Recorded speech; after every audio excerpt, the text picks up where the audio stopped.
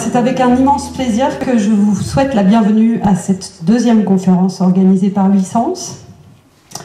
Nous sommes vraiment très très heureux de vous accueillir ce soir pour cet événement qui, nous l'espérons, sera une véritable source d'inspiration, de réflexion et de partage. Dominique Georges. Tout le monde, merci de votre présence. C'est un grand plaisir pour moi de partager ce sujet en particulier qui sera l'histoire de naissance, puis plein d'autres choses. Vous allez voir que l'histoire de naissance, ça va parler à chacun, ça va vous parler à vous, ça va parler de vos enfants, ça va parler de tous ceux qui sont autour de vous, et peut-être que vous comprendrez un peu mieux le fonctionnement de chacun. En tout cas, c'est le but de cette conférence. Voilà, l'histoire de naissance, c'est toute la période qui est autour de la naissance, et on va aller voir notre propre sens de vie par rapport à ce qui a été, plutôt que celui qui nous a été donné quand on est né. Donc moi j'ai 62 ans, voilà, aujourd'hui. Je suis née avec une sœur jumelle. Mon père voulait un garçon.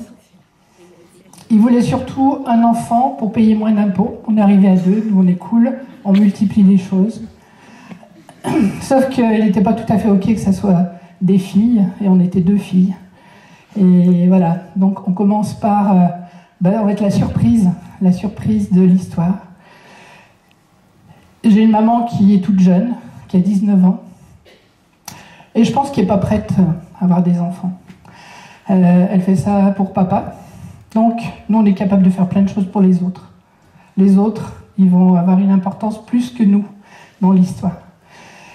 Et cette maman étant pas prête d'avoir un enfant, encore moins 2, elle a un petit peu fait le choix d'être une maman un petit peu spéciale. Et de pas m'accepter en tout cas en tant qu'enfant. Et j'étais de trop. On était de trop, on l'a pas vécu pareil, c'est ça qui est important. Soit on dit, tiens, si on est né au même moment, nous on a un quart d'heure d'écart, on a la même histoire, les mêmes parents, la même période, et on n'a pas la même vie, on n'a pas les mêmes choses. Parce qu'il y a tout ce qui s'est passé quand on est né, puis il y a tout ce qui s'est passé après la naissance, il y a tout ce qui s'est passé après dans tout notre parcours. Donc moi je suis une enfant plutôt rejetée, elle veut pas de moi, donc ok.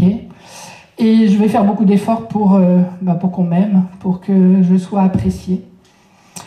Puis en même temps, je grandis, je suis bonne à l'école, et je vais travailler en pharmacie pour aider les autres.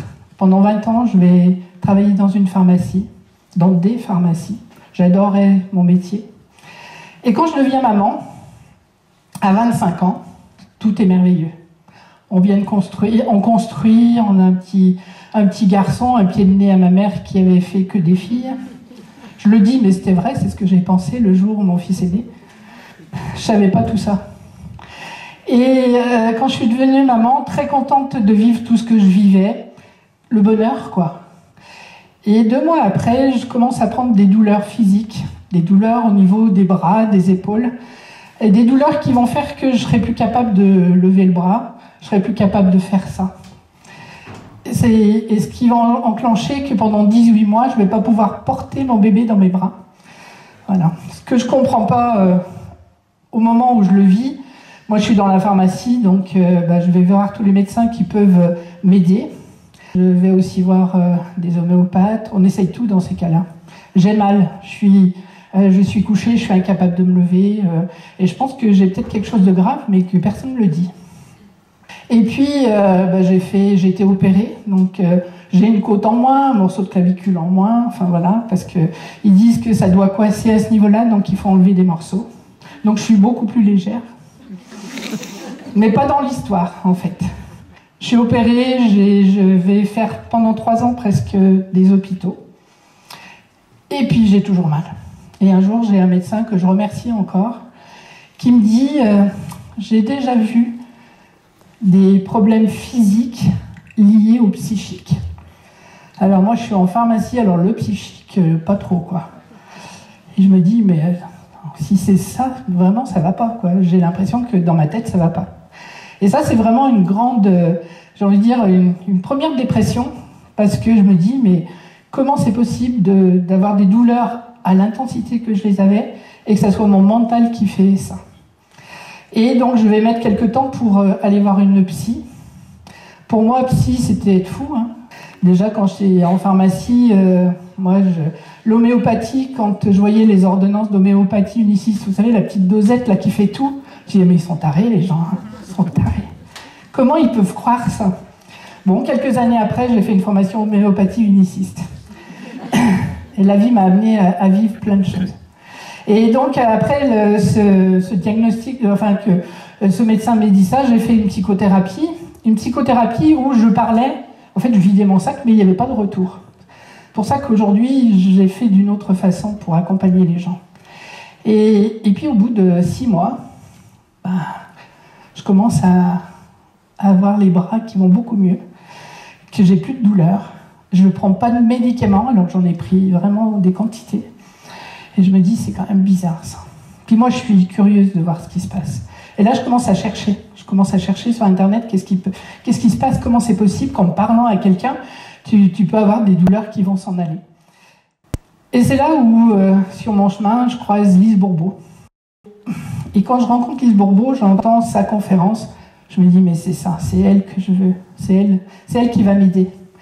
Et quand je commence avec Lise Bourbeau, je commence avec le stage apprivoiser vos peurs. Ah, parce qu'on a le droit d'avoir des peurs. Parce que moi, j'ai un papa et on n'avait pas le droit d'avoir peur. Donc, on n'avait pas peur. Enfin, moi, j'avais pas peur. Alors, par contre, ça m'a aidé beaucoup et aujourd'hui, je suis capable de faire plein de choses qui me feront pas peur. Je peux sortir la nuit, je peux faire plein de choses, j'ai pas peur. Mais sauf que je sais pas ce que c'est que d'avoir des peurs. Et que je vais apprendre que avoir des peurs, ça existe et que je peux avoir peur. Et que je peux aussi accueillir ce qui va se passer. Hein. Là, si vous connaissez Lise Bourbeau, c'est une Québécoise qui a écrit beaucoup de livres et qui a fait une école qui s'appelle Écoute ton corps. Donc, par rapport à ta douleur physique, tu vas aller va voir ce qui se passe dans ta vie. Et là, je comprends, elle m'aide à comprendre qu'en fait, devenir maman, c'était prendre le rôle de ma maman dans mes bras.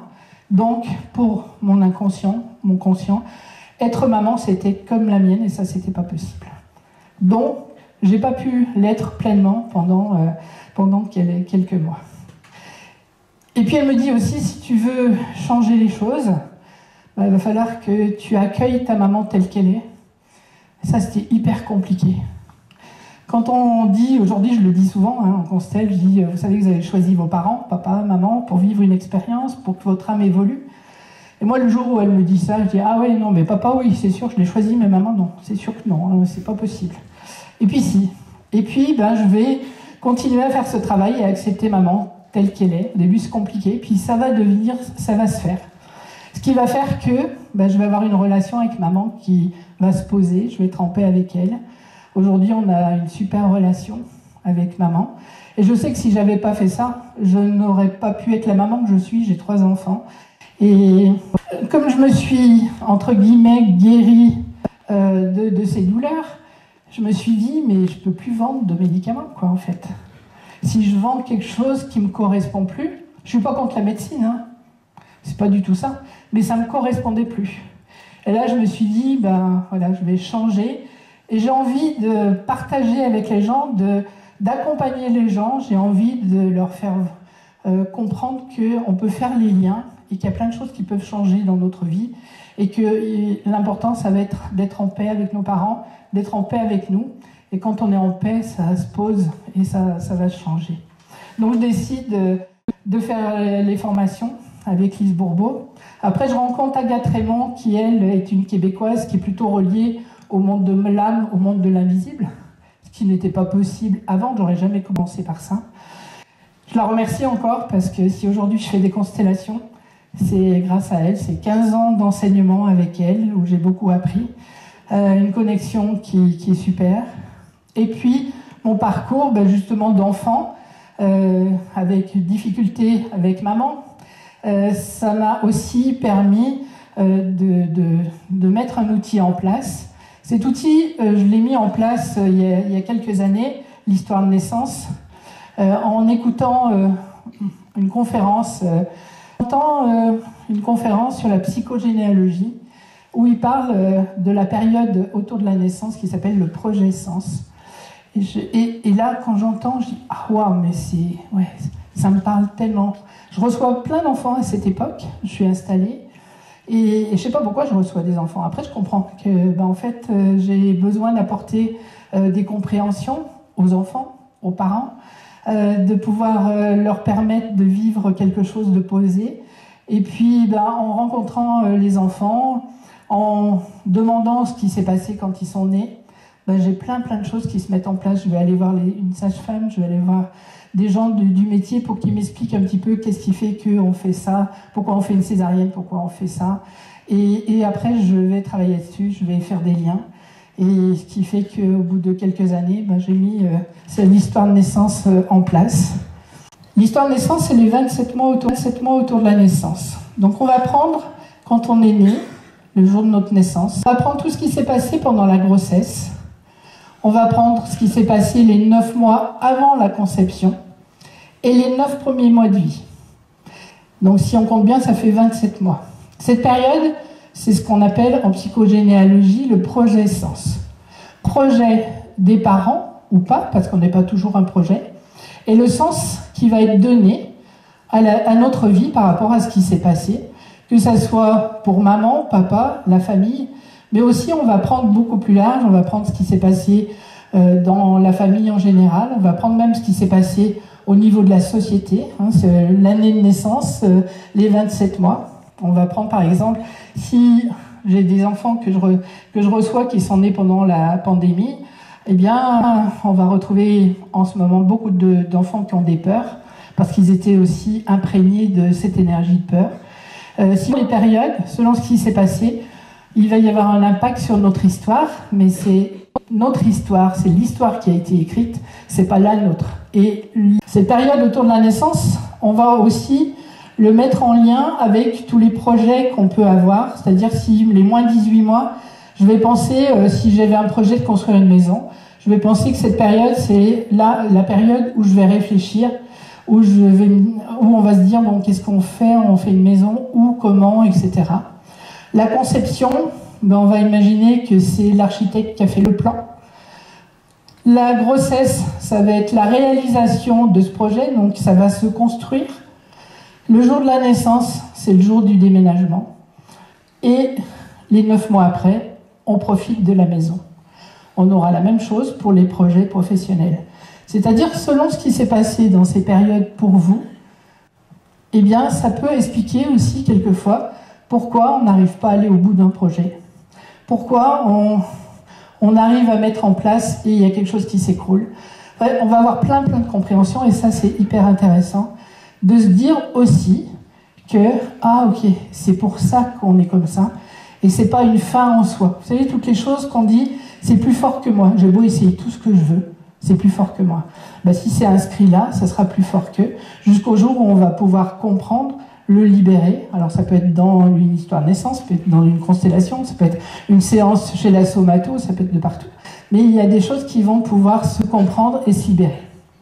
Les 9 premiers mois avant la conception, donc on va noter, est-ce qu'on est désiré, est-ce qu'il y avait un projet d'avoir un enfant. Pendant longtemps, j'ai cru que c'était tellement mieux d'être très désiré. Parce que nous, on était désirés pour payer moins d'impôts. Et pour reprendre une entreprise, mon papa était menuisier, il avait une entreprise. Et j'ai mon autre sœur qui est là, c'est elle qui est menuisier. Et puis un jour, j'ai compris en étudiant, moi j'ai étudié à travers les gens qui sont venus me voir. Et un jour, j'ai un jeune homme qui était venu à une conférence et qui était très intéressé par l'histoire de naissance et tout. Et un jour, il me dit, est-ce que je peux venir faire mon histoire de naissance? Oui, viens, voilà. Et en fait, c'est un jeune qui est... il est dans une famille recomposée, et en fait c'est l'enfant qui est le dieu. En fait, waouh, un petit garçon qui arrive, il a une grande sœur qui le chouchoute, les parents sont super contents, et puis il me dit, moi quand ma sœur, quand maman me dispute, ma sœur me défend. Donc, j'ai jamais de limite quelque part. Donc on parle, on fait son histoire de naissance qui est bien, puis quand il part, je me dis... comment ça peut être après, quoi. Et j'ai compris quelques années après, où il m'appelle, il me dit, voilà, je voudrais bien vous voir. Et quand je le vois, waouh, je le reconnais pas parce que d'un beau garçon souriant, plein de vie, là, j'accueille un garçon morose et tout. Je dis, mais qu'est-ce qui s'est passé? Et il me dit, ben en fait, j'avais une copine, elle m'a quitté. Ok. Comment on quitte Dieu? Vous pensez qu'on peut le quitter? Ben non, on peut pas le quitter.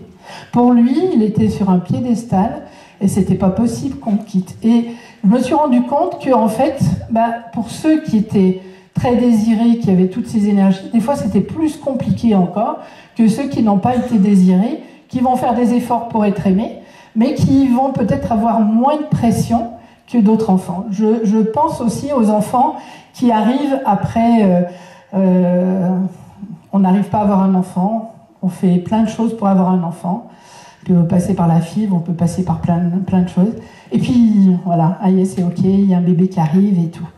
Et là, imaginez la pression. C'est-à-dire que cet enfant, il va falloir être à la hauteur de l'attente qu'on a eue pour moi. Et on va retrouver des personnes qui sont insatisfaites. Pourquoi? Parce que quand elles seront là, il faudra qu'elles soient là. Et quand elles seront là, il faudra qu'elles soient là, etc. Et elles ne seront jamais satisfaites parce que la pression a été telle que... On va retrouver des personnes perfectionnistes. C'est pas facile toujours d'être perfectionniste, c'est de s'en demander beaucoup. Donc si vous avez été très attendu, alors on peut retrouver aussi les aînés des familles. Vous savez, c'est le premier petit-fils ou la première petite-fille, et tout le monde est super content. Alors on va se dire waouh, c'est génial, mais c'est la pression qui est donnée derrière. Je peux aussi être arrivé après quelque chose, un enfant qui a pu décéder, et je vais être l'enfant qui est tellement attendu, l'enfant qui va remplacer. Je vais arriver, mais je ne serai pas là pour moi. Alors on va avoir des personnes qui vont vivre pour deux ou qui vont vivoter. On va avoir des personnes qui ne seront pas forcément bien. Et ça permet de comprendre aussi beaucoup de choses, de comprendre les personnes qui sont autour de nous. Donc être non désiré, finalement, j'ai envie de dire, c'est faire beaucoup d'efforts, mais c'est peut-être des personnes qui vont être plus facilement satisfaites, plus facilement, qui vont s'adapter plus facilement. Dans la période des 18 mois avant la naissance, on va aussi regarder, demander s'il y a des fausses couches, voilà, puisque s'il y a une fausse couche, il y a une âme qui s'est présentée, je vais arriver derrière, et alors on peut voir dans les constellations, on voit que c'est une âme qui vient, qui se représente, donc on a la même âme peut-être, mais quelquefois c'est aussi ça peut être au niveau de l'âme, j'ai un lien fort parce que avant d'arriver, quand je suis dans la période avant la conception, quand je suis dans la période de grossesse, je suis connectée, je suis dans le monde de l'âme et je peux avoir rencontré l'âme qui était aussi avant. Et ça peut être aussi quelque chose qui me manque. Quelquefois, on a un manque et on ne sait pas pourquoi. Ça peut être une des raisons. C'est une fausse couche qui a pu être vécue, ça me manque. On verra avec les jumeaux, ça sera autre chose. L'IVG, c'est pas la même chose. Pourquoi l'IVG? C'est une décision de ne pas garder l'enfant. Donc, l'enfant qui va arriver après, lui, il ne sait pas si on va le garder ou pas. Et on va retrouver souvent des gens qui sont méfiants. Pourquoi? Parce que on pourrait atteindre à ma vie. Il y a des gens qui sont en insécurité quand ils sont dans le monde, parce qu'il peut y avoir ça. Alors, si il y a l'IVG, mais on a pu aussi faire des tentatives d'IVG parce qu'on ne voulait pas l'enfant. Donc si j'arrive et qu'on a essayé de pas me garder, là je vais être encore plus méfiant de tout ce qui se passe autour. Et quand je demande, je vais dire 99 fois sur 100, on va me dire oui, c'est vrai que je fais attention à tout, je ne fais pas confiance, je me méfie. Et puis, ça va faire que des fois, on a envie de faire confiance. Mais on ne sait pas pourquoi, c'est plus fort qu'eux. Là, c'est une notion de vie ou de mort. C'est-à-dire que, est-ce qu'il me garde, est-ce qu'il ne me garde pas? Alors, c'est pas conscient, hein, bien sûr. C'est vraiment, ça se passe à un autre niveau. On va noter ce qui se passait pour les parents, comment ils étaient. Est-ce que c'est une rencontre? Est-ce que ses parents se sont rencontrés et puis de cette union je suis arrivée que j'étais pas forcément prévue, ça peut aussi. Je vais pouvoir me penser de trop ou je vais avoir peur de déranger. Est-ce que j'étais un projet? Est-ce que mes parents étaient super contents? Est-ce que je suis née aussi par FIV? Là, il y aura plein d'impacts. On verra ça un petit peu après. Pendant la grossesse, on va regarder déjà comment va maman, est-ce que sa santé est bonne, est-ce qu'il y a eu des nausées, voilà. Alors souvent les mamans elles me disent non mais c'est comme tout le monde. Non, c'est pas comme tout le monde, les nausées, tout le monde n'a pas des nausées. Les nausées ça explique aussi peut-être le chamboulement, puis est-ce que je vais pouvoir être maman à la hauteur? Il peut y avoir ces questionnements. Moi j'ai 3 enfants, donc l'aîné, je sais plus, je vais vous dire les années comme ça, vous calculerez. Le second, il est né en 93, on a mis 6 ans, parce que la petite troisième qui arrive, elle est née en 2001, donc elle a 14 ans d'écart avec l'aîné. On s'était juste dit, moi j'étais dans tout ça, et si une âme veut se présenter, on l'accueille, on se donne 6 mois, si elle veut, elle se présente et on l'accueille. Elle est venue tout de suite, donc elle était prête. Des fois, elle n'est pas d'accord, mais moi, je lui dis que si.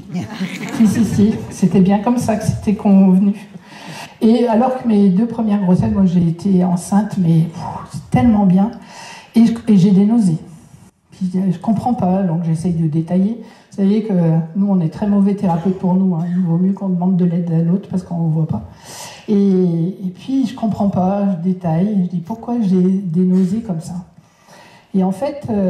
un jour, je rencontre une de mes anciennes voisines et puis je lui dis ouais, on va avoir un bébé là, c'est génial et tout. Je lui dis le seul truc c'est que papa n'était pas en accord quand il a su. Mon papa, nous on l'annonce à Noël, vous savez, quand tout le monde est là, on est super content, on va annoncer à tout le monde. Et la personne la plus importante pour moi, c'est papa. Et la seule qui n'est pas en accord avec ça, c'est papa. Et quand je lui explique à ma voisine, à cette ancienne voisine, elle me dit, mais vous pensez pas que votre papa, il a peut-être peur de ne pas pouvoir connaître son petit-fils ou sa petite-fille? Ah ouais, c'est possible. Oui, moi j'ai 39 ans, lui il en a 32 plus. Terminé, plus de nausée. J'avais compris pourquoi c'était difficile. Ce que je digérais pas, c'était que mon papa soit pas en accord et qu'il soit pas content qu'on ait un bébé. Mission aussi. Quelquefois, on peut venir en mission. C'est-à-dire, je vais vous donner l'exemple des enfants post-it. Ils sont post-it, pourquoi?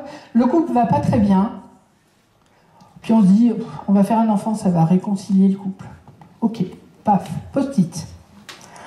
Je suis post-it, et tant que mes parents vont rester ensemble, tout va aller bien. Mon rôle, c'est faire que mes parents, ils restent ensemble.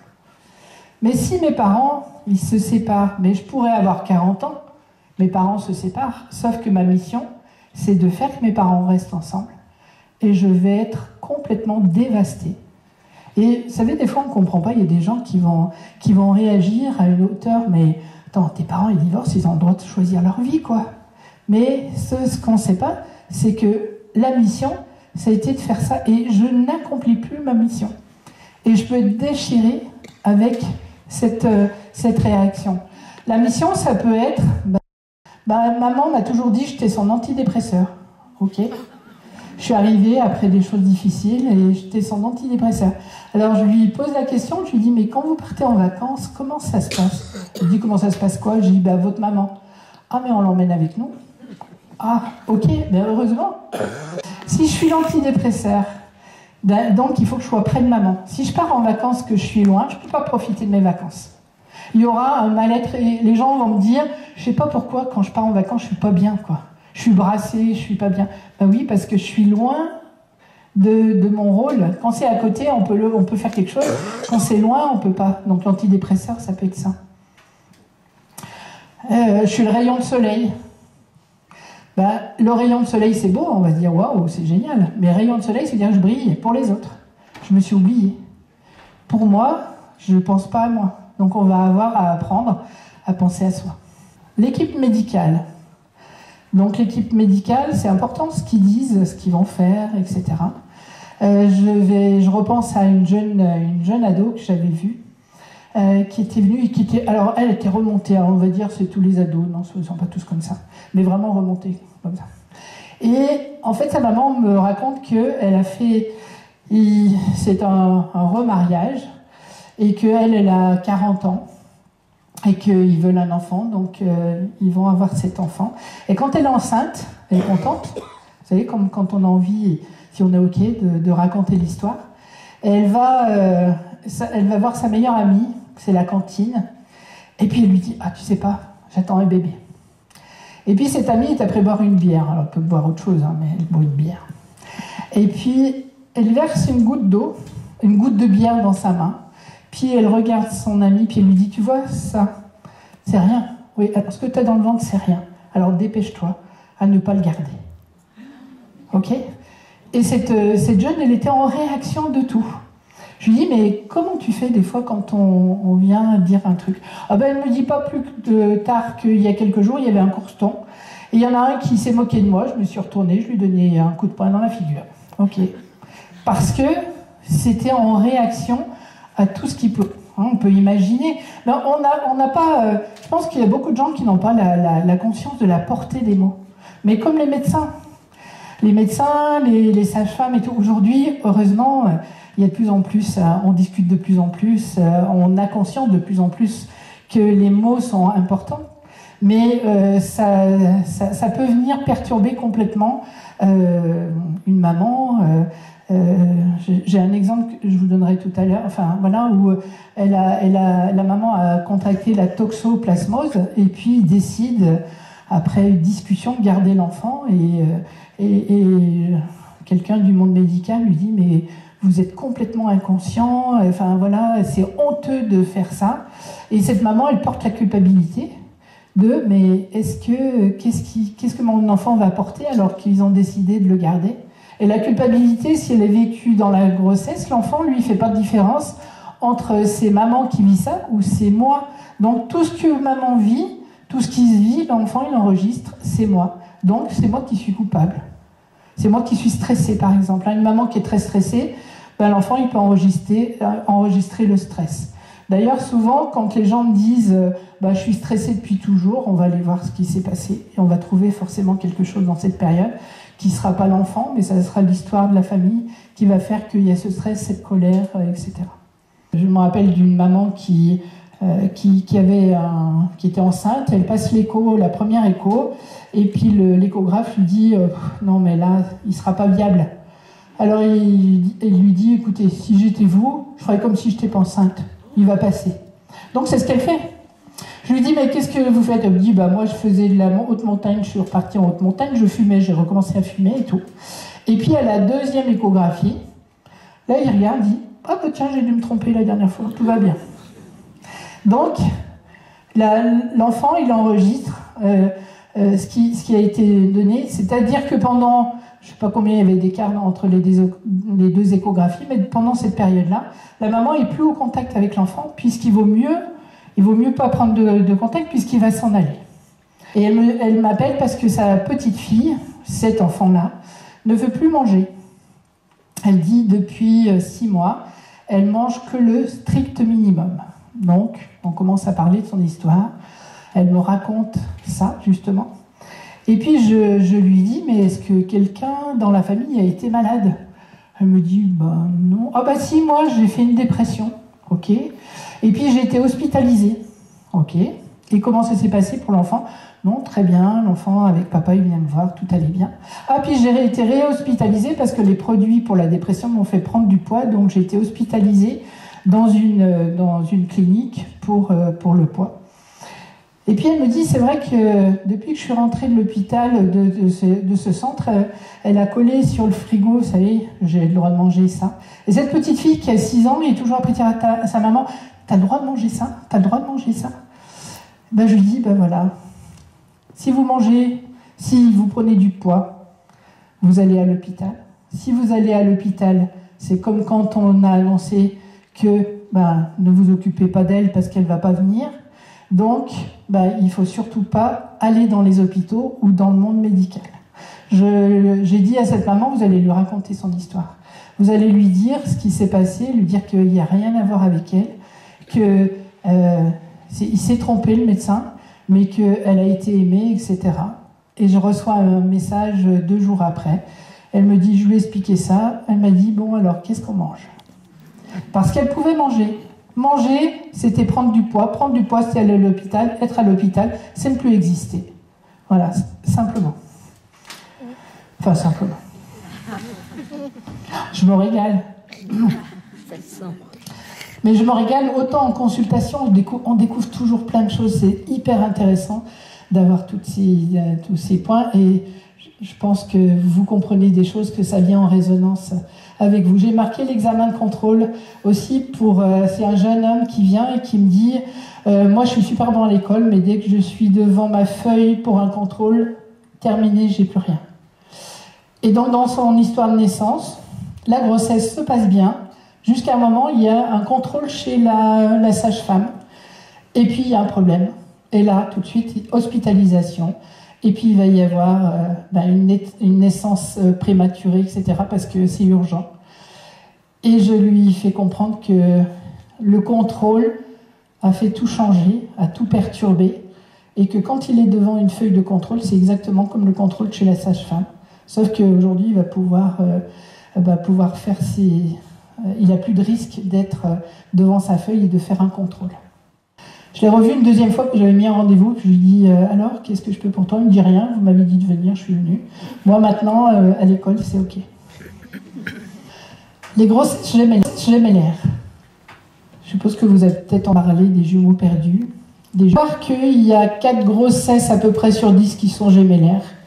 Évidemment, il n'y a pas 4 jumeaux sur 10. Ça veut dire que dans les premières semaines, il peut y avoir 2 embryons, voire 3. Et qu'il y en a un qui va s'en aller, il y en a 2 qui vont s'en aller, il va en rester un. Quelquefois, il y a des mamans qui ont des saignements, qui vont passer une écho, puis on va leur dire non, c'est ok, le bébé va bien. Mais il y en avait peut-être 2 avant. Qu'est-ce qui se passe quand il y a ça? En conscience, on ne sait pas qu'on était 2, mais profondément, on le sait. Ça veut dire que si quelqu'un dit je ne sais pas pourquoi je me sens vide depuis toujours, je ne sais pas pourquoi je suis toujours à la recherche de quelque chose, il faut toujours que j'ai quelqu'un à côté de moi parce que je me sens en sécurité quand j'ai quelqu'un. Et quand je pose la question en disant si je vous disais que vous êtes venus et que vous étiez 2 mais que vous êtes seul à rester, et bien souvent on va avoir des émotions qui vont monter parce que c'est quand ça se libère, le corps il va parler, il va libérer. Et ça va permettre de comprendre que pendant les premières semaines, on est venu à 2 et qu'en tant qu'âme, on est peut-être venu à 2. Et qu'est-ce qui va être enregistré par là? C'est soit on m'a laissé tomber. Si on prend les grossesses monozygotes, vous savez qu'il y a une seule poche. Donc si c'est dans une grossesse monozygote, c'est-à-dire que l'embryon qui va s'en aller va se désagréger. Et puis l'autre va continuer à se former.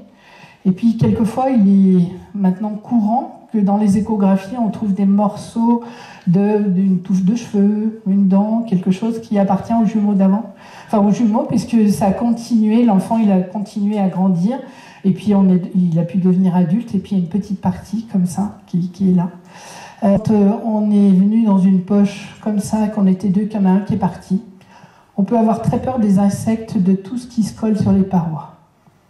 C'est pour ça que j'ai pensé à toi, parce que je suis sûre que c'est ça.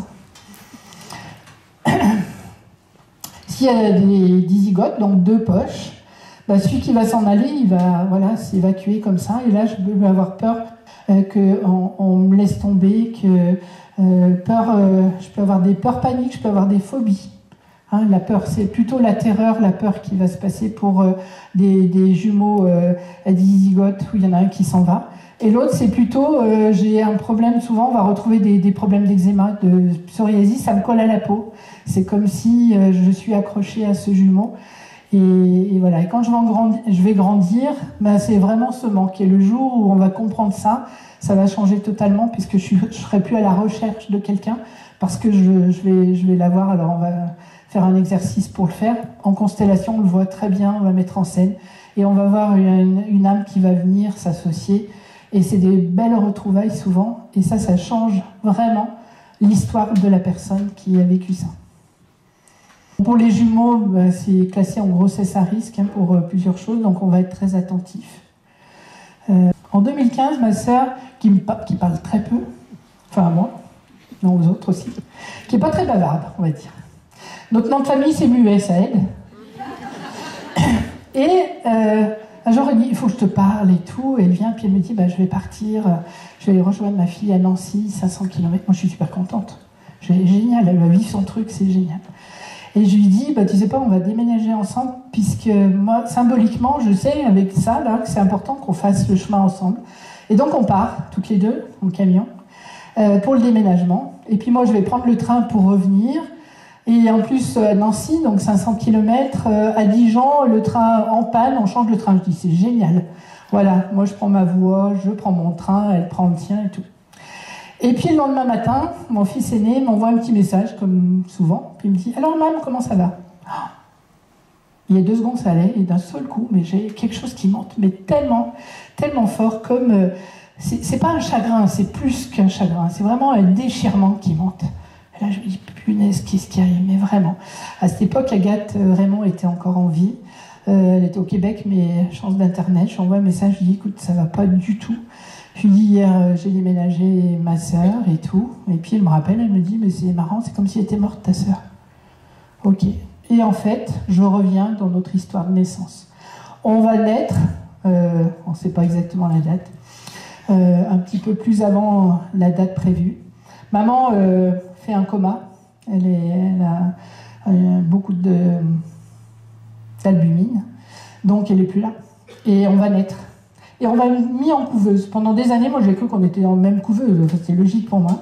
Et ben non, on n'était pas en couveuse. Et en fait, quand ça s'est passé, quand elle a déménagé, souvent on me disait, tu protèges ta sœur. Je dis, arrêtez avec ça, quoi. Mais non, je la protège pas, hein, je te protégeais pas. Eh ben si, profondément oui. Parce que j'ai compris, moi j'étais en couveuse, je suis allée en couveuse, je pense parce que moi ça avait l'air tout bien aller, et puis Pascal il lui manquait les ongles, elle n'était pas finie. Pas finie, c'est pas rien. Parce qu'elle a été considérée pendant très longtemps comme pas finie. Et ce jour-là, je comprends ça, je trouve ça génial. Et en fait, je me retrouve dans comment je me suis sentie quand je suis née. Pas ma mère, pas ma sœur, je m'inquiète absolument pas pour moi apparemment, mais comment elles sont où quoi. Et le fait que ma sœur parte à 500 km, c'est pas comme quand on a toujours habité, je sais pas, 50, 60 km, on n'a pas besoin de se parler, hein. On s'est toujours entendu, on se parle pas, on s'aime quoi, c'est tout. Et là, 500 km, on le fait pas en 1 heure, je peux pas la protéger à 500 km. Et ce jour-là, j'ai revécu en fait ce que j'ai vécu dans la couveuse, dans ce lieu où je les cherchais et où est-ce qu'ils étaient. On a vu maman 2 jours après, je crois. Puis à cette époque, on est né en 62, hein, on était derrière une vitre et pas de contact avec les parents, c'est évident, il y avait tout ça, il y a une coupure complète. Et là, je vais comprendre que ça a été le déchirement. Le fait de me retrouver dans cette couveuse, c'était un déchirement. La couveuse, quand on va être dans une couveuse, on a 2 façons de vivre la couveuse. C'est soit je me sens seule, ils sont où, j'ai besoin des autres. Pendant des années, moi j'avais besoin qu'il y ait tout le temps quelqu'un à la maison, d'aller voir ou de mettre la télé, etc. Il fallait qu'il y ait du bruit, il fallait qu'il y ait du monde. Et puis moi, j'étais persuadée que ma sœur, elle vivait la même chose. Donc je l'appelle. Je dis alors, comment tu vas? Super bien et tout. Je lui dis, ça va, on te manque pas? Oh non, pas du tout. Ok. Ce que j'ai compris, c'est qu'elle avait l'autre partie de la couveuse. C'est-à-dire que dans la couveuse, on peut se faire sa bulle, son monde, et puis on peut y être bien. Parce qu'elle a choisi d'être dans sa bulle, et moi j'avais choisi l'autre côté. Et 54 ans après, ça s'est remonté. Donc des fois, il peut y avoir des choses, c'est ancré quoi. Donc la couveuse, je vous ai expliqué du coup, si vous avez été en couveuse, soit vous avez ce besoin d'être dans votre bulle, soit vous pouvez avoir besoin d'avoir tout le temps quelqu'un et la peur de la solitude. L'accouchement, comment je suis née, nous explique comment je vais vivre les changements. Le jour de notre naissance, c'est le premier changement de notre vie. Premier jour de notre vie, c'est le jour de notre naissance. On était dans le ventre de maman, dans un liquide amniotique, il faisait chaud, on était confortable, c'est agréable, si tout s'est bien passé. On va faire ce passage, il faut le faire le passage, hein, même si ça se passe bien, c'est un petit peu étroit et voilà, c'est un peu traumatisant quand même. Et on va arriver, on va naître, et là on va arriver pleine lumière, etc. Il va falloir commencer à exprimer si on a faim, si on a froid, etc. Donc c'est le premier changement, et j'ai envie de dire la première mort, le premier deuil qu'on va faire, c'est qu'on ne sera plus jamais dans le ventre de maman et on va venir naître. Et cette période-là, on va la retrouver dans plein de périodes de l'enfance, mais aussi de l'adulte, quand on va vivre des changements. et on pourrait se retrouver dans la même façon d'être que dans cette période-là. Là, c'est quand on va naître par voix basse. C'est-à-dire que du ventre de maman, au lieu de faire ce passage-là, ce passage-là qui va, une naissance par voix basse, ça dure entre quelques heures, voire quelques jours. On ne va pas les souhaiter les quelques jours. La césarienne, ça dure 3 minutes. 3 minutes. Donc ça veut dire que là, il y a eu tout un travail. D'ailleurs, le passage, cette période-là, on l'appelle le travail. On l'appelle l'engagement, le travail. Donc l'enfant qui va naître ça, il va apprendre aussi à travailler, il va travailler en même temps que maman. C'est un travail d'équipe. À chaque fois qu'il y a une contraction, il y en a un qui pousse et l'autre aussi, donc c'est un travail d'équipe. On fait équipe avec maman. La césarienne, c'est comme si vous étiez, vous voyez, dans votre lit bien chaud, sous votre couette, il fait super chaud, dehors il gèle, et puis quelqu'un vient enlever la couette, ouvre la fenêtre, c'est à peu près ça. C'est traumatisant et c'est agressif, on va dire. Et on va retrouver souvent des personnes qui sont nées par césarienne, qui n'aiment pas qu'on vienne les chercher, qui n'aiment pas qu'on vienne les déranger. On est venu les secouer, et surtout, il n'y a pas eu cette étape, il n'y a pas eu ce travail. Et on va retrouver quelquefois dans les personnes nées par césarienne, eh bien, je vais facilement baisser les bras. Je n'ai pas eu tout ce travail-là. Et je vais faire un effort, puis après, j'ai l'impression que j'y arrive pas. On va retrouver ça. Si, dans ce passage-là, on est resté coincé, ce qui peut, et qu'on va utiliser peut-être les forceps, peut-être les ventouses, ou il est urgent que le bébé naisse, on va faire une césarienne à ce moment-là. L'enfant qui va s'être engagé et qui va naître par césarienne, lui, il va enregistrer à quoi bon faire des efforts, puisqu'après, ça va se faire autrement. Si je suis coincée dans ce passage-là, on l'appelle l'engagement, et que c'est souffrant, et qu'on utilise les forceps. Les forceps, c'est des cuillères où on va prendre la tête de bébé pour aider bébé. Si je suis coincée, je peux avoir après dans ma vie des difficultés à m'engager dans certaines choses. Parce que m'engager, ça veut dire être coincé. Et être coincé, je n'ai pas envie. Vous allez avoir des gens qui ne s'engageront jamais. Et qui, par exemple, travailleront toujours en intérim. Jamais de CDI. Il faut que ça soit, je peux m'en aller quand je veux. Il y a des personnes qui vont s'engager dans un sport, mais qui vont chaque fois ne pas rester dans cet engagement. Alors si on est des parents, on dit on ne comprend pas, non mais il faudrait que ça... Non mais quand même, tu t'es engagé, tu restes. Oui, mais être engagé et rester, c'est souffrir. Ok. Le jour où on comprend ça, on va laisser un petit peu faire les choses. Donc le prématuré, un grand prématuré va arriver bien avant. Ça veut dire que dans, vous savez, les 18 mois, la grossesse et les 9 premiers mois de vie, dans la période où il y a la réalisation, eh bien, je vais me retrouver, si c'est un grand prématuré, qui va être en néonate, branché, etc. Il faut savoir que le cerveau du prématuré n'est pas prévu à vivre ce qu'il va vivre. Ça va être très traumatisant et souffrant. Et ça va faire que dans les projets, je peux mettre des choses en place, mais c'est comme si ça s'arrête toujours avant.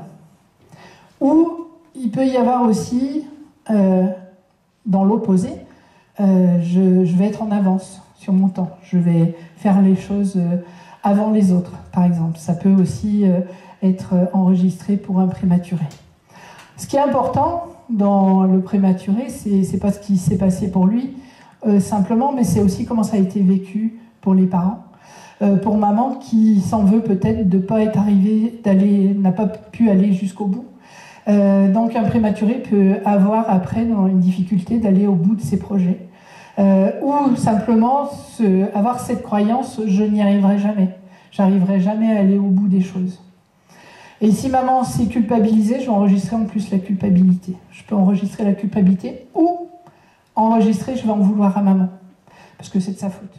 Naissance par siège. Ok. Donc aujourd'hui, naissance par siège, il y a plein de techniques pour faire retourner bébé. Et puis s'il ne retourne pas, on va faire une césarienne. Et puis quelquefois, je me souviens d'une maman qui m'appelle, je ne la connais pas, je ne l'ai jamais vue. Elle vient de la part de quelqu'un, enfin elle m'appelle, elle me dit je vais accoucher bientôt. Ma fille, on a essayé de la faire retourner à maintes fois, elle s'est retournée, elle est revenue toujours dans le sens du siège. Et je viens de voir quelqu'un, une énergéticienne, qui m'a dit « Ouais, mais il y en a marre de faire naître tous ces enfants par césarienne. » Et puis je lui demande à cette maman, je lui dis « Est-ce que vous, ou votre mari, aimerait qu'il y ait quelqu'un d'important, que quelqu'un d'important de l'histoire soit là et qui cette personne est décédée. Parce que naissance par siège, c'est regarder là-haut quelqu'un qui est important peut-être pour moi, ça peut être une grossesse gémellaire, mais qui peut être important pour la famille, les parents. Et cette maman, elle me dit, eh ben, moi j'ai perdu ma maman quand j'avais 8 ans et mon mari a perdu son papa quand il en avait 7. Donc évidemment, on aimerait bien qu'il soit là. Je lui dis, ben, votre petite fille, elle est juste connectée à vos parents et tout va bien se passer. Donc laissez faire les choses. Et j'ai eu des nouvelles quelque temps, ça s'était bien passé. Alors je ne sais même pas comment elle est née, mais tout ce que je savais qu'elle était née, ça s'était super bien passé. Et surtout, la maman avait été tranquillisée parce qu'elle avait le droit de rester par le siège. Donc, je suis connectée là-haut. Alors, si on est né dans les années avant 90, on va dire, 80 et quelques, où il y avait la péridurale, avant, il n'y avait pas de césarienne et tout, les bébés par siège, ils naissaient. Et c'était très très souffrant pour les mamans, et souvent ça déchirait, etc. Et l'enfant qui était né par siège à ces époques-là, il enregistrait, ben, j'ai fait souffrir maman. Et après, c'est des personnes qui vont se sacrifier pour les autres, elles ont tellement peur de faire du mal aux autres qu'elles vont s'empêcher de faire les choses pour elles. On va retrouver souvent la culpabilité. S'il y a une grossesse qui s'est mal passée, qu'on l'a entendu parler, parce que des fois, les personnes me disent « Ah bah maman, elle n'a pas arrêté de me dire oui, bah si tu n'étais pas née, j'aurais pas souffert, nanana. » Donc, on va enregistrer cette culpabilité. Sauf que l'enfant, il n'est pas coupable de quoi que ce soit. En plus, être coupable, c'est faire volontairement du mal à quelqu'un. Donc là, on l'enlève complètement. Mais on va enregistrer cette culpabilité et vraiment ce besoin de faire les choses pour les autres. Quand on comprend, ça peut venir vraiment aider et libérer.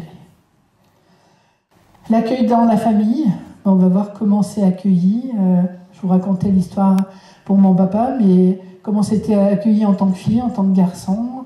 Est-ce que des fois, je peux être attendue en tant que garçon et je suis fille, et peut-être que je peux être un garçon manqué parce que je veux tellement plaire à mon père, par exemple. C'est l'histoire. Toutes les histoires sont différentes. Là, je vous donne des grandes lignes, mais il faut le mettre dans le contexte de tout ce qui s'est passé pour voir. Le deuil aussi, donc s'il y a un deuil pendant cette période-là, pendant la grossesse par exemple, quand il y a un deuil de quelqu'un qui est proche, on a beau faire plein de choses, on sera dans la souffrance, dans la tristesse, et l'enfant, le bébé, il va être connecté à cette tristesse, mais lui, il ne sait pas ce qui se passe à l'extérieur. Ce qu'il sait, lui, c'est que c'est triste.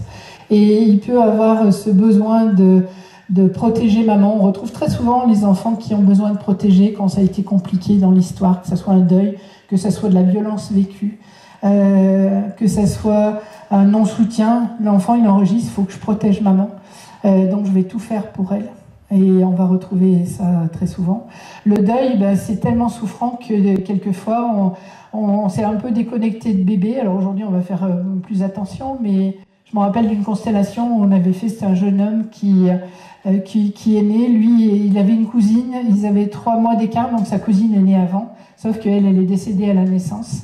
Et que quand la maman accouche, elle n'ose même pas dire qu'elle a accouché, elle n'ose même pas dire qu'elle est contente d'avoir un bébé. Et dans la constellation, le garçon était complètement isolé. Et puis il disait « Oh, je suis là, je suis là ». Et la maman était complètement tournée vers sa sœur qui avait eu ce bébé décédé. Donc le chagrin avait pris une grande place et cet enfant, il avait été il s'est senti complètement rejeté, isolé. Et là, il était adulte, il avait une 30aine d'années, mais il se sentait toujours rejeté. Il disait, quand je suis dans un groupe, on ne me voit jamais. C'est la blessure de rejet, il ne faut pas qu'on me voie. Et après cette constellation, il y a eu des choses qui ont bougé aussi. Il a pu comprendre que cette maman était tellement connectée à sa sœur. Et comment s'autoriser à être heureux quand il y a des drames comme ça, c'est compliqué. Donc l'enfant, il va enregistrer, peut-être j'ai pas le droit d'être heureux, ou il faut que les autres soient heureux. Quand les autres sont heureux, je serai heureux, sauf qu'on peut attendre longtemps. Donc il peut y avoir vraiment ça. Hospitalisation, donc l'enfant peut naître et tout va bien, et puis peut-être une problématique dans la période après la naissance. Donc hospitalisation, aujourd'hui on fait beaucoup on porte soin, on est là, les parents sont là vraiment pour les enfants. Mais ça n'empêche pas qu'ils puissent enregistrer quelque chose de non-présence. Mon fils s'est fait opérer, il avait 4 ans.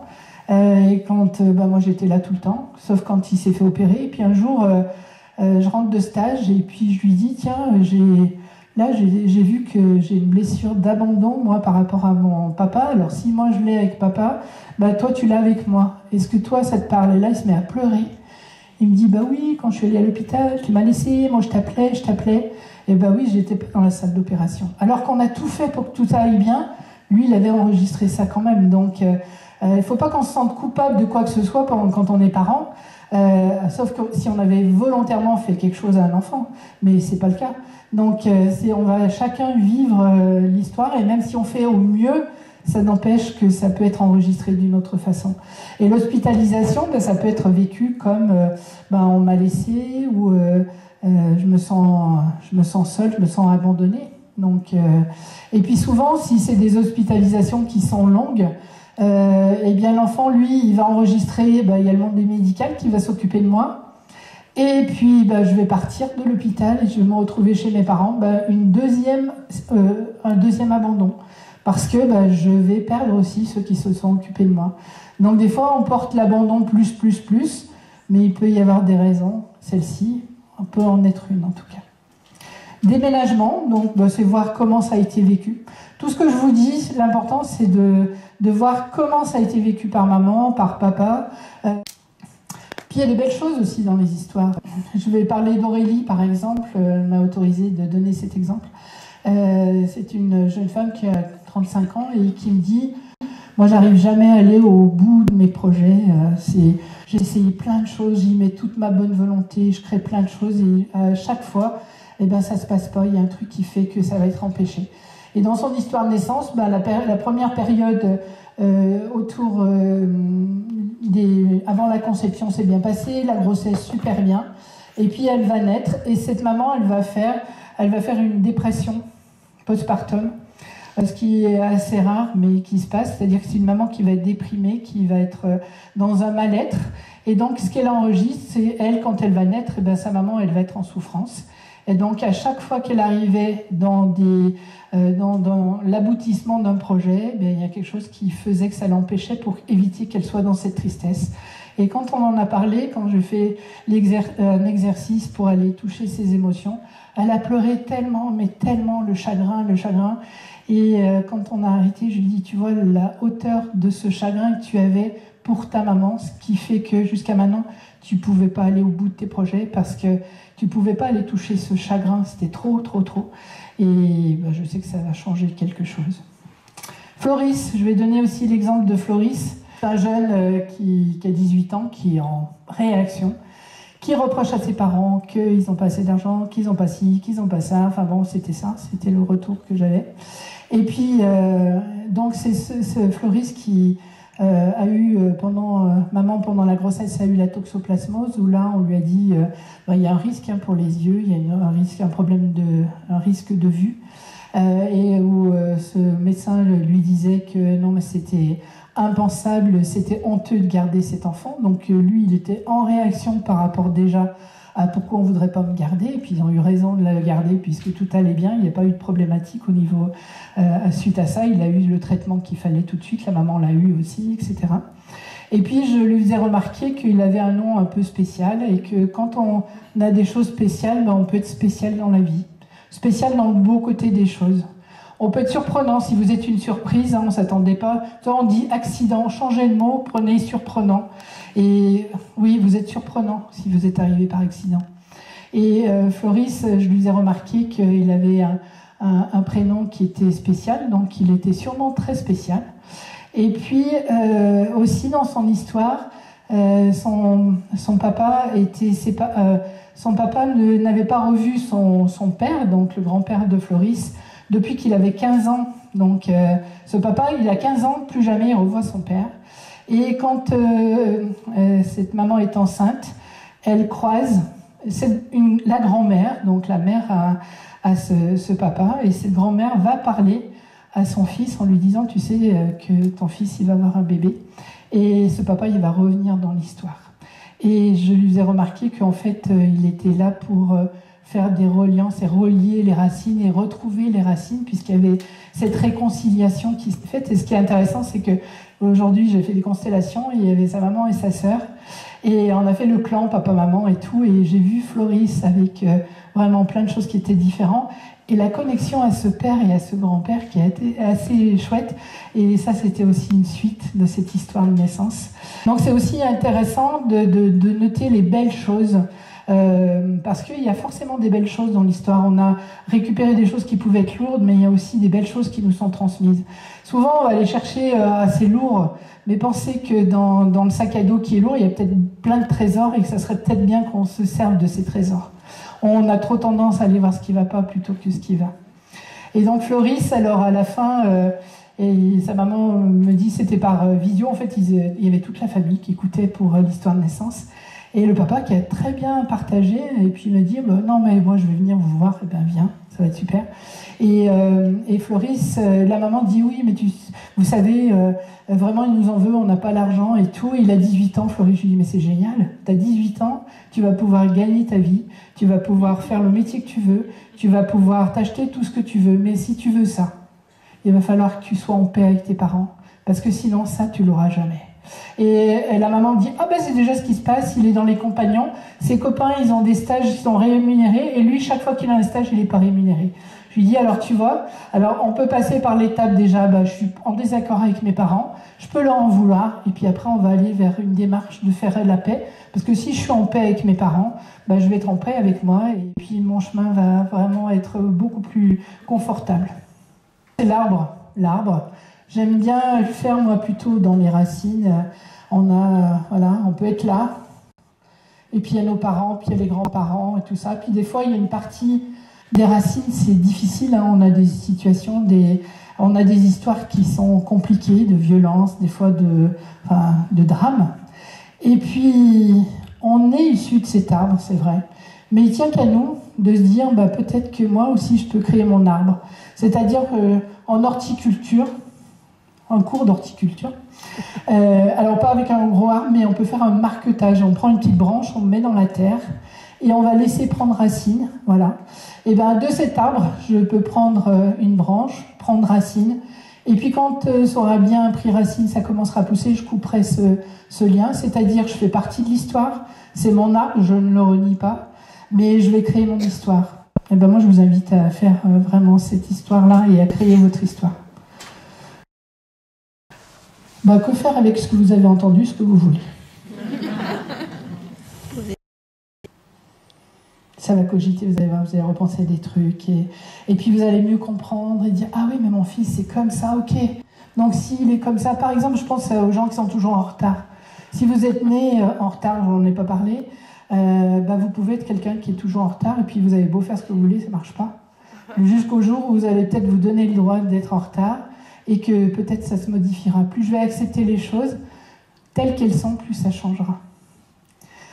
Et c'est tellement plus facile de comprendre que chacun a son histoire, on fonctionne comme on fonctionne, on a nos qualités, on a nos défauts, mais il n'y en a pas qui sont mieux que d'autres, c'est pas vrai. Si vous pensez qu'il y en a d'autres qui sont mieux que vous, c'est pas vrai. Et c'est ce qui fait que vous êtes qui vous êtes. Mais ça permet aussi tellement d'accepter plus facilement. Moi, je pense que le plus beau cadeau que la vie m'ait fait, c'est d'avoir un jour un problème de santé, de pouvoir relier avec mes parents, avec maman, et vivre des belles choses, être juste bien avec moi-même. Et moi, je vous souhaite vraiment ça, c'est génial, et je pense qu'il y en a plein qui vivent déjà ça.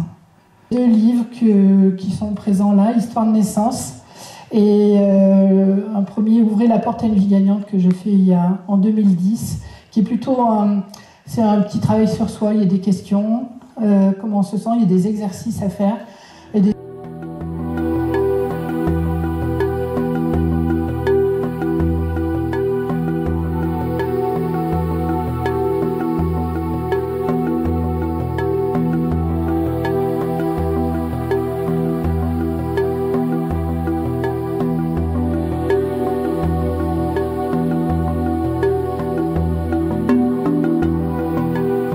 pouvez, si vous en avez envie, me rejoindre tous les mercredis, sauf pour les vacances. Je fais un direct à 20 h sur Facebook, sur ma page Histoire de naissance Constellation. Si vous avez des questions, avec plaisir.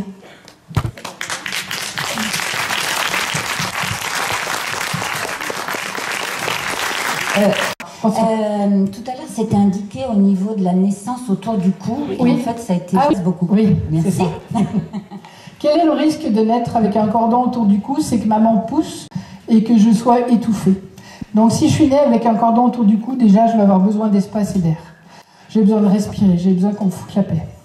Et j'aime pas qu'on me pousse aussi. Parce que si on me pousse, je risque de mourir étouffée. Donc ne venez pas pousser quelqu'un qui n'est pas d'accord avec le cordon. Et puis là, on va aussi dans la symbolique, le cordon, la corde autour du cou, vous savez ce que c'est? C'est quand on s'engageait dans le mariage. Si je suis née avec le cordon puis que ça a été compliqué pour moi, ça va être difficile de me marier. Et mon compagnon, ma compagne, ils vont peut-être pas comprendre pourquoi, mais si j'ai ce cordon-là, je pourrais... c'est dangereux, quoi. Voilà, ça répond?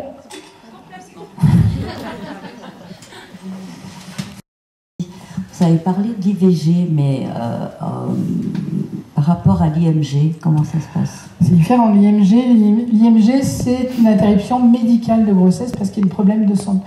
Il y a un problème de santé, donc c'est pas je choisis de faire mourir un enfant. Il y a un problème de santé qui va faire que on va décider, parce que l'enfant est soit pas viable, soit c'est compliqué. Et j'ai envie de dire, c'est un cadeau qu'on va faire à cette âme. Et cette âme, elle s'est présentée. Elle est venue vivre une expérience, elle est venue faire vivre une expérience, et puis elle est repartie. Donc c'est plutôt un beau cadeau qu'on peut avoir fait à cette âme. Voilà. Mais on n'aura pas la méfiance derrière. La méfiance, c'est parce l'IVG, c'est interruption volontaire. On a choisi de supprimer cet enfant, parce qu'il y a des raisons, il y a des raisons vraiment qui sont justes, mais l'enfant après va enregistrer ça. Alors après, une IMG, ça peut être la crainte que l'enfant qui vient derrière ait un problème de santé. Une maman qui peut être très stressée par peur d'eux. Et l'enfant va enregistrer la peur, peut-être. Voilà. Moi, je voulais savoir par rapport aux enfants conçus en FIV. Justement, je vais rebondir, j'ai fait une constellation et c'était une jeune qui avait vécu des choses compliquées.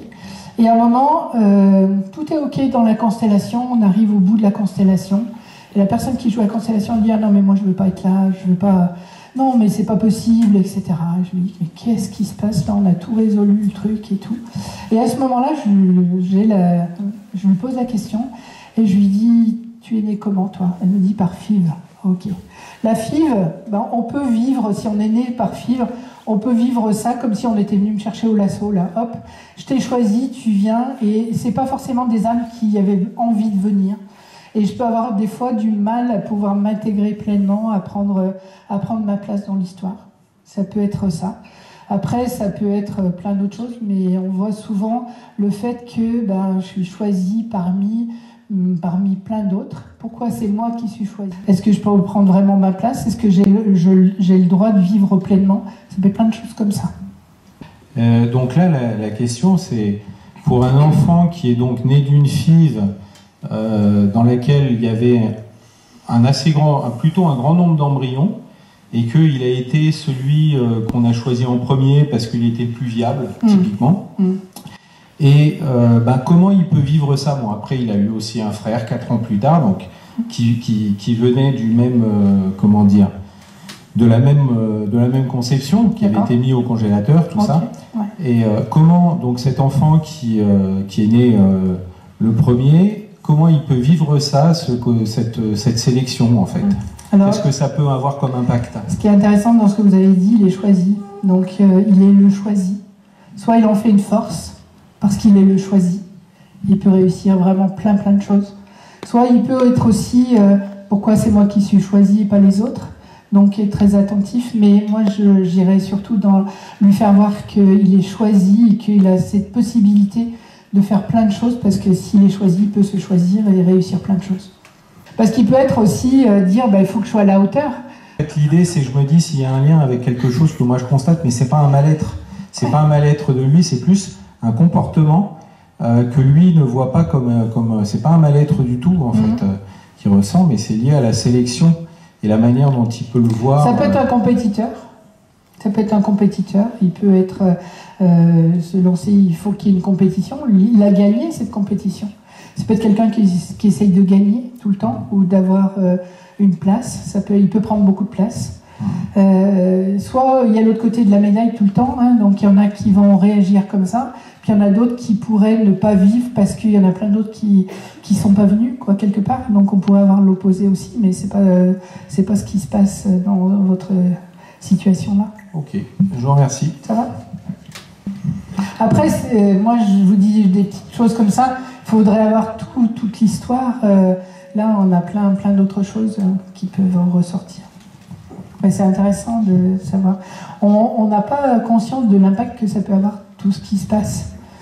Et aujourd'hui, il y a de plus en plus de FIV, il y a de plus en plus de grossesses gémellaires, il y a de plus en plus de choses comme ça. Donc, c'est juste qu'on comprenne que ça peut fonctionner comme ça. J'aimerais savoir si vous pouvez identifier les angoisses de la nuit pour un petit enfant, en fait, depuis la naissance. Alors, est-ce qu'il y a eu des décès? Non. Ok. Après, ça peut être une grossesse gémellaire qu'on ne sait pas. Ça peut être voilà, un stress. Est-ce que c'est votre fils? Oui, c'est le mien. Est-ce que vous avez été stressé pendant la grossesse? Pas du tout? Ok. Vous n'avez pas aimé ça? Ok. Parce que ne pas pouvoir dormir et tout, c'est une notion, une relation avec la mort. Avec la mort, donc est-ce qu'il y a eu des fausses couches avant ou des choses comme ça? Après. Longtemps après? Ok. Mais c'est une notion souvent de peur de mourir, de dormir.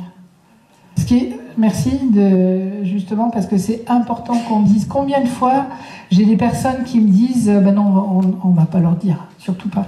Moi je voudrais vous voir avant, je vais vous raconter l'histoire puis on va voir ensemble. Ah non, on voit pas ensemble.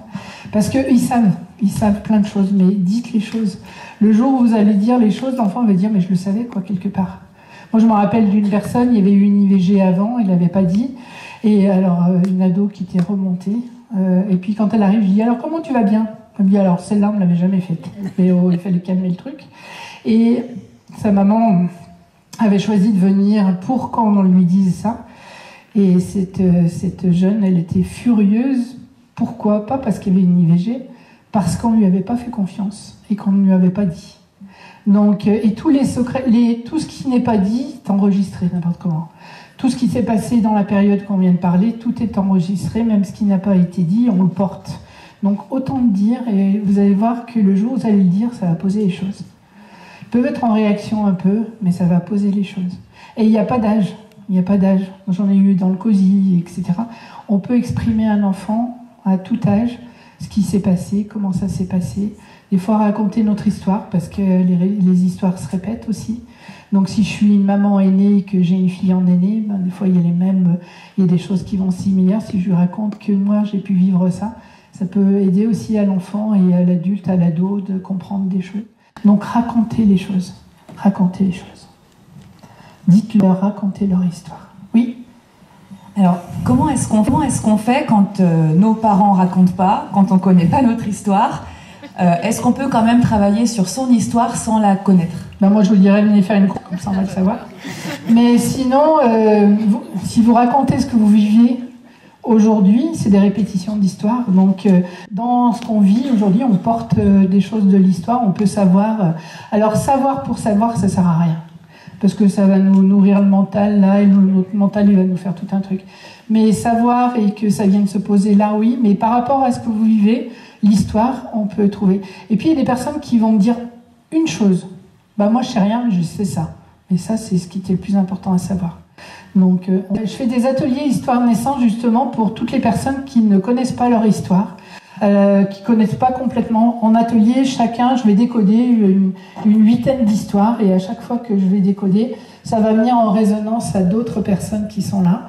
Et souvent, c'est à travers l'histoire des autres que ça va venir se libérer, où on va comprendre, ah oui, moi ça me touche ça, c'est que peut-être il y a la même chose.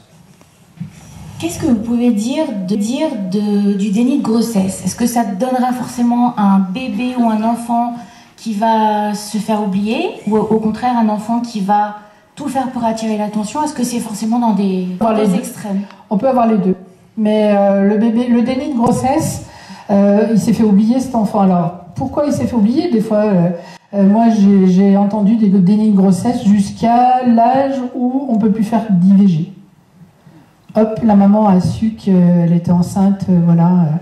Un déni, parce que des fois c'est des familles qui ont déjà des enfants, ça peut être problématique d'avoir un enfant, mais ça peut être un enfant qui... Il faut penser aussi, alors je ne sais pas si c'est ok pour tout le monde, mais on a une âme, et notre âme, elle vient vivre une expérience, et peut-être que l'âme, elle peut être venue vivre, je reste cachée pendant un temps, et puis je vais venir à ce moment-là.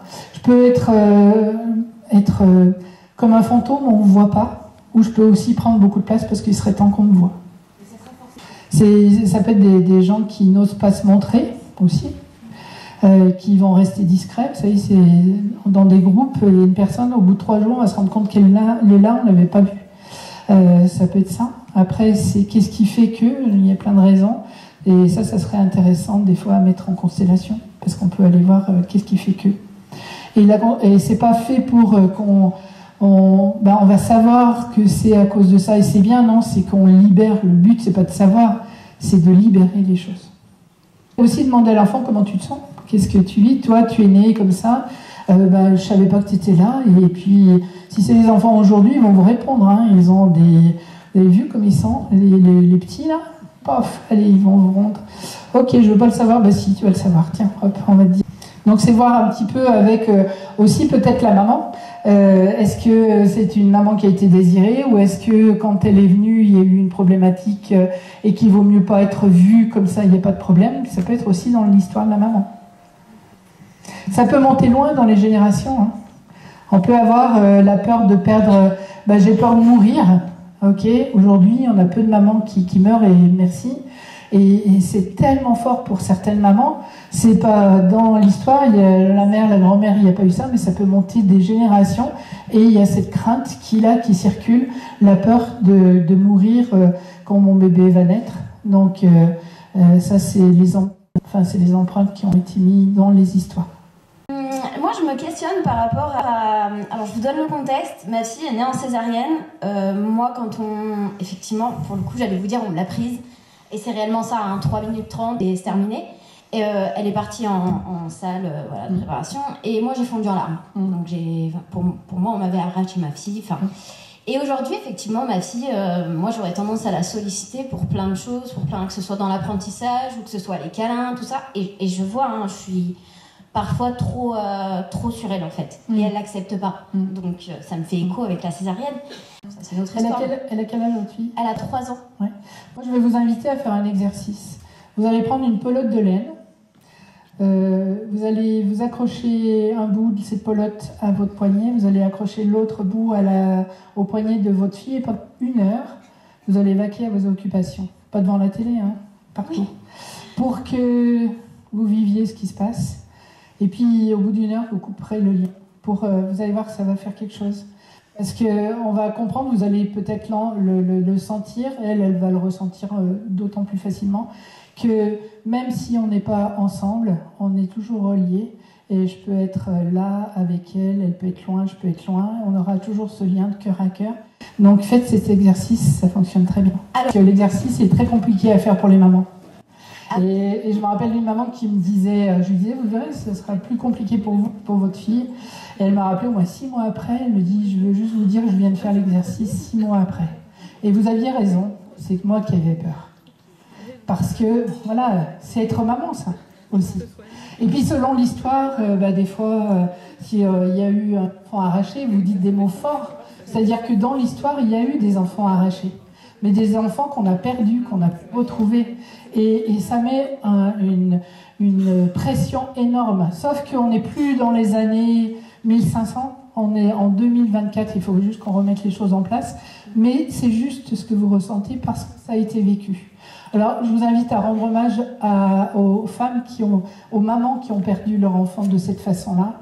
Mettez une bougie pour toutes ces mamans-là, pour que vous, on va les remercier.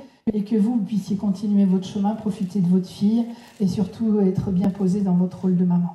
Il y a une question par rapport, vous parlez des âmes. Oui. Alors, on choisit nos parents et tout ça. On parle de nouvelles âmes et tout ça. Oui. Est-ce que dans une famille, une ancienne âme peut arriver chez un de la même famille? Oui, bien sûr. C'est possible. Ah, oui. C'est pas forcément une nouvelle âme à chaque fois. Ah non. Nouvelle âme, c'est un mot, on peut être des vieilles âmes, on a vécu beaucoup de choses. Et puis on peut être déjà venu dans la famille. Et on peut se représenter, un grand-père, un grand-père peut se représenter, c'est possible, complètement. Aussi, on parle beaucoup des FIV, mais il y a les inséminations aussi. Est-ce qu'il peut y avoir quelque chose suite aux inséminations? C'est aussi comment c'est vécu par la maman. On a aussi les mamans qui font des bébés seuls, il y a aussi ça, qui vont aller à l'étranger chercher, pouvoir enfanter. Et c'est intéressant parce que dernièrement, on a vu dans une constellation qu'il y avait les mêmes mémoires. Quelqu'un était parti en Espagne, justement, pouvoir devenir maman. Et dans l'histoire, on retrouvait l'Espagne. Et en fait, elle est allée retrouver, à travers cette âme, les racines, par exemple. Je repense à un couple, une jeune fille qui était venue en consultation et qui se scarifiait, vous savez, qui se coupait. Et elle vient avec sa maman, elle était de Belgique, elle venait 2 jours, donc elle vient, elle a 17 ans, 18 ans, et puis sa maman est partie, donc elle la pose, et moi je lui pose des questions à cette jeune, et moi j'ai rien qui correspond à ce que je sais et à ce qui se vit. Je me dis, c'est bizarre, normalement il y a quelque chose, je devrais trouver. Et puis après je reçois la maman, la fille est partie, et puis je dis à cette maman, j'ai besoin, parce qu'elle devait revenir le lendemain comme elle repartait, j'ai besoin d'infos, j'ai besoin de savoir parce qu'il manque des infos là. Et puis elle me dit, oh non mais je sais pas si je peux vous le dire. Moi j'aime bien quand ils me disent ça, parce qu'ils ont la réponse en fait. Et elle me dit, en fait, mon mari veut pas que ça se sache, mais elle est née sous FIV et son frère est aussi né sous FIV. Ok, jusque là il n'y a pas de problème. Sauf que personne ne le sait. Les enfants ne le savent pas. Et personne dans la famille le sait parce que c'est le papa qui est stérile. Et il disait qu'il a tellement souffert de dévalorisation déjà enfant qu'il ne voulait surtout pas dire que il faisait une FIV parce que il se sentait en fait dévalorisé quelque part. Et ce jour-là, j'ai dit mais il faut absolument dire à cet enfant, elle se coupe, ça veut dire je pense que je suis du mauvais sang. Voilà. Que je suis une mauvaise personne, j'ai un mauvais sang, je vais le faire sortir aussi. Et puis cette maman me dit, moi je peux rien faire, c'est mon mari. Et quelques mois après, ça a mis quand même quelques mois, c'est un monsieur qui m'appelle avec son bel accent belge et qui me dit, ma fille est venue et ma femme m'a dit ça. Et on a parlementé un grand moment, je lui dis, mais dites-lui un jour, quand vous voulez, mais dites-lui. Et en fait le lendemain, il me rappelle en me disant, j'ai fait ce que vous m'avez dit. Et alors, il me dit, ma fille m'a sauté dans les bras, m'a dit, je savais que t'étais pas mon père, mais je t'aime comme tu es. Voilà. Et après, elle a fini de se faire du mal. Et puis après, j'ai eu, quelques années après, un petit faire-part. Elle était maman à son tour. Mais d'où l'importance de dire les choses. Dominique, un très très grand merci pour cette transmission que tu nous as proposée ce soir. Il est certain que chacun d'entre nous va rentrer à la maison avec des clés de compréhension et qui vont mener à plus de connaissances de nous-mêmes. Donc ça, c'est génial. C'est toujours un grand bonheur de donner une conférence. Ça faisait longtemps que je ne l'avais pas fait. Ça m'a mis en joie de pouvoir partager tout ça avec vous. Donc merci de votre écoute et merci à vous. Merci à toi d'avoir organisé tout ça. Voilà. Oh, merci.